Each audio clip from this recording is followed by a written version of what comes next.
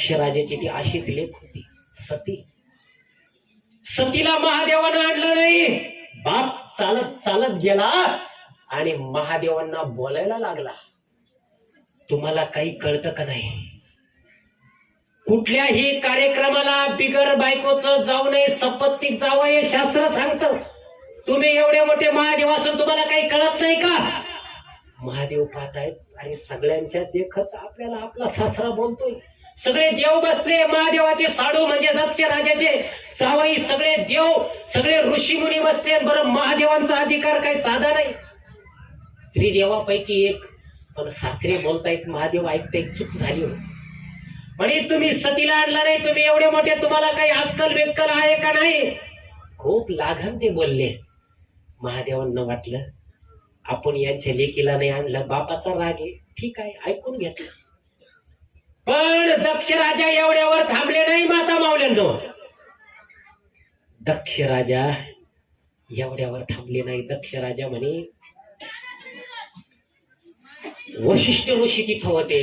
वशिष्ठ ऋषींना दक्ष राजाने सांगितलं की यांना या पुत्र कामिष्टी यज्ञाचा प्रसाद सुद्धा द्यायचा नाही. दक्षिणा वाटायला सुरुवात झाली. सगळ्या देवांना दक्षिणा वाटली. जावयांचा मानपान केला. जावयांना, ऋषी मुनींना, आलेल्या देवदेवतेंना सगळ्यांना दक्षिणा वाटली. महादेवांना वाटली नाही. बघा, 4 चौघात जर सगळ्यांना टोपी उपरणे दिले आणि तुम्हाला जर सगळ्यांना दिले शेजारी, तुम्हाला जर तसं ठेवलं तर तुमचा किती मोठा अपमान आहे. महादेवांना काहीच दिलं नाही. बरं, एवढं करून दक्ष राजा थांबले नाही. दक्ष राजाने तो यज्ञाचा प्रसाद सुद्धा महादेवांना दिला नाही.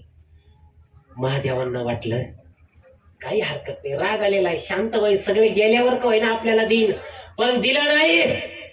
बरं, तिथं नंदी महाराज होते, शिवगण.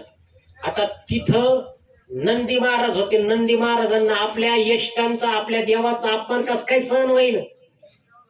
नंदी महाराजांना अपमान सहन नाही झाला. नंदी महाराजांना अपमान सहन नाही झाला. नंदी महाराजांनी काय केलं? नंदी महाराजांनी काय केलं? नंदी महाराज त्या ठिकाणी दक्ष राजाला नंदी महाराजांनी शाप दिला, तुम्ही माझ्या देवाचा अपमान केला, तुम्ही 1000 वर्ष जमिनीवर प्रेत रूपी पडशाल.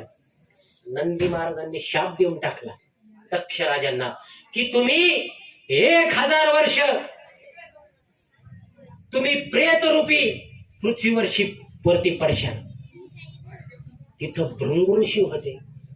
भृंग ऋषींनी पाहिलं, शाप दिला. नंदीला बोलायला लागले, नंदी, अरे तू कुणाला शाप देतोय? ज्यानं त्या राजाला तू शाप देतोय, दक्ष राजांना शाप देतोय, मी पण तुला शाप देतो.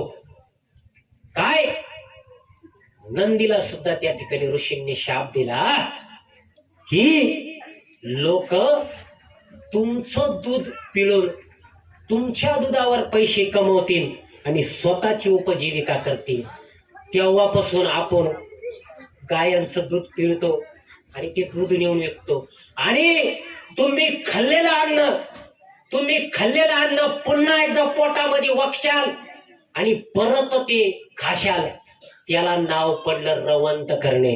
म्हणून गाया, जनावर खाल्लेलं पुन्हा वागतात आणि पुन्हा रवंत करतात. तेव्हापासून तो शाप ऋषींनी दिला. तेव्हापासून जनावर रवंत करतात.